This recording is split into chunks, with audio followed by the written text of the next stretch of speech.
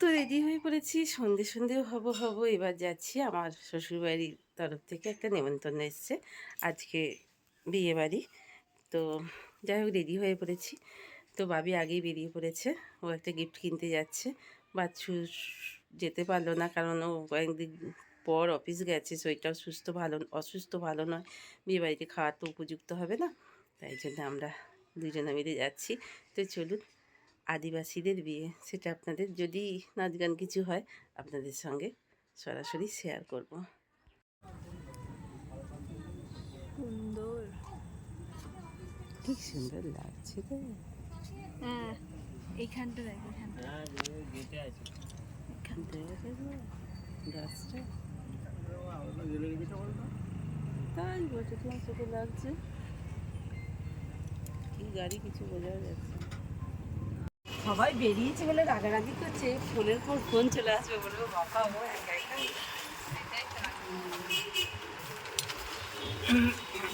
দাদা 5টা নিচ্ছি।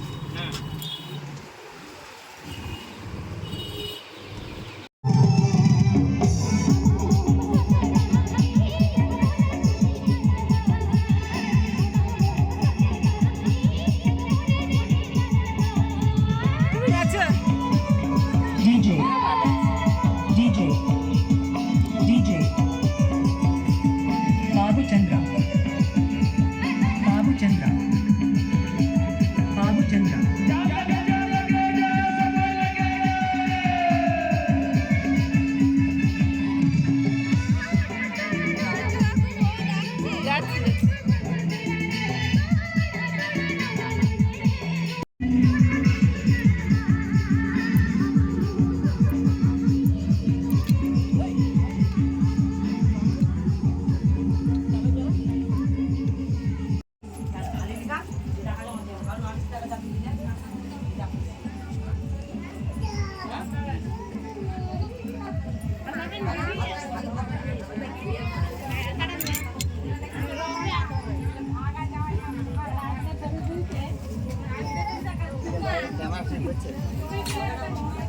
আরে বাবা,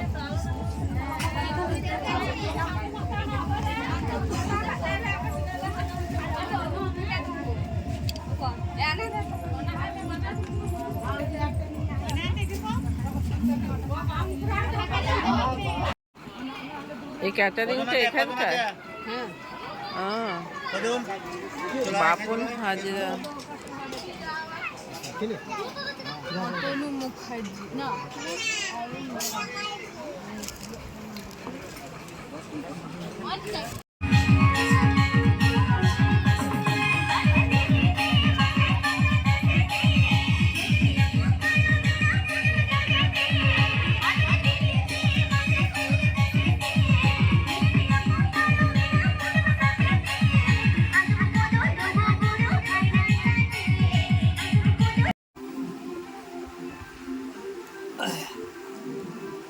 বাস বাস বাস, লরি কাম।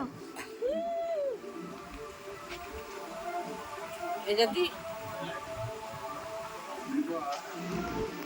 ঈশ্বর আমাকে বারবার বসছেন আমি নিজের চোখে সূর্য আর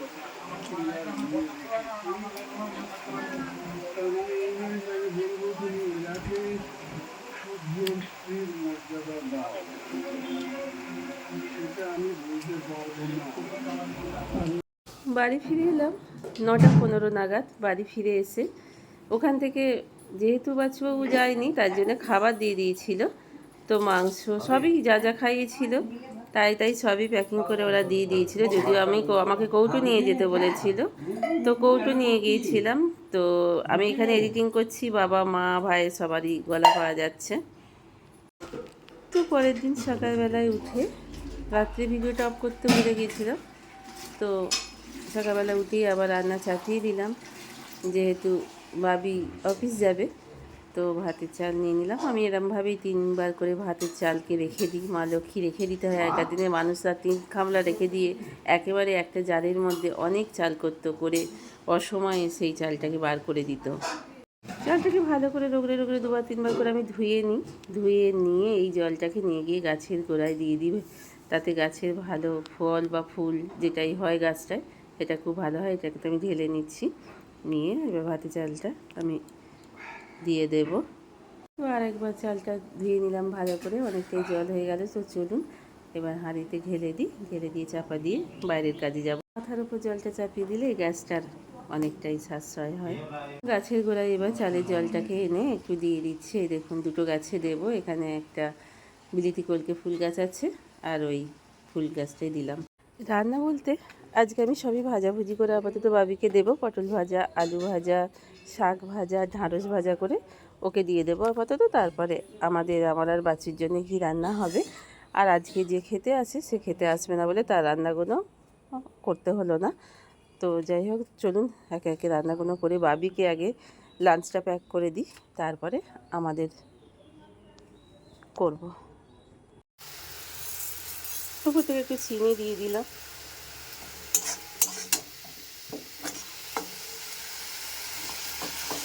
এই নোটিশ শাকগুলো বিয়ে বাড়িতেও ভাজে সকালের দিকে, বলি খেতে কি ভালো লাগে না? ভীষণ ভালো লাগে। আমার ভাই একদিন আমায় বললো, আমি দিদি বাপের বাড়ি গেছি, দিদি তুই সেরকম করে শাক ভাজিস? না, আর হয়ে গেল। শাকটা খুব ভালো ছিল বলে আমি ওই দিয়ে তিল ভাজা দিয়ে করছি আজকে। তিল ভাজা, হ্যাঁ আমি বলতে ভুলে গেছিলাম, ঘরে তো বাদাম, কাঁচা বাদাম নেই। না গো, আর হয়ে গেছে। তো আজকে এইটা দিয়ে রেসিপিটা করলাম, খুব খেতে ভালো হবে দেখবে। পোস্ত দিয়ে যেমন হয় আর কি। তিলই তো এখন বাংলাবাসীকে বাঁচিয়ে রেখে দিয়েছে না। পোস্ত তো এখন সোনা ধরতে হবে, কি বলুন বন্ধুরা? বাপরে, আর বাজারে তো হাত দেওয়া যাচ্ছে না। কি বাজারে অগ্নি মূল্য। 2,500 টাকা দিয়ে বাবিকে কালকে পাঠিয়েছিলাম, অর্ধেক জিনিসই আসেনি। জানেন তো কী অবস্থা। আমরা মধ্যের মতো মানুষরা কী করে খাওয়া দাওয়া করবো, সে কথা কেউ কিন্তু ভাবে না, যাদের দিন আনা দিন খাওয়া। হঠাৎ করেই বাবিজি বললো আজকে রাত্রে ফিরবো না মা। আমিও বেরিয়ে পড়লাম বাপের বাড়ির উদ্দেশ্যে। হঠাৎ করে যাওয়ার আনন্দটাই আলাদা। সেটা সেই অল্প বয়সেই হোক, আর বুড়ো বয়সেই হোক, বা মধ্য বয়সেই হোক, বাপের বাড়ি যাওয়া সব সময়ের জন্য মা বাবার কাছে যাওয়ার ইন্টারেস্টটাই আলাদা, আনন্দটাই আলাদা। রাস্তার ধারে দাঁড়িয়ে আছি, টোটো।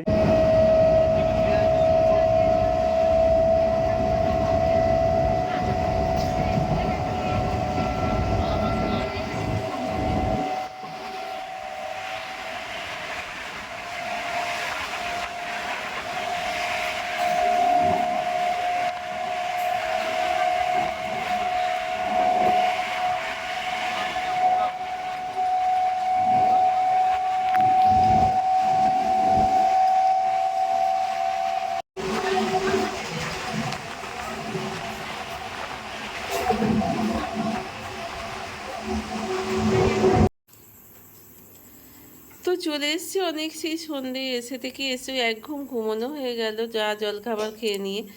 তো আমার ভাই রান্না করেছে আলু পোস্ত, আলু ভাতে, ভাত। আজকে যেহেতু স্যাটারডে নিরামিষ, আর কিছু করতে বারণ করলাম। বাবা জিজ্ঞাসা করলেন কি কি রাত ভরে, এইসব রান্নাবান্নাই হলো।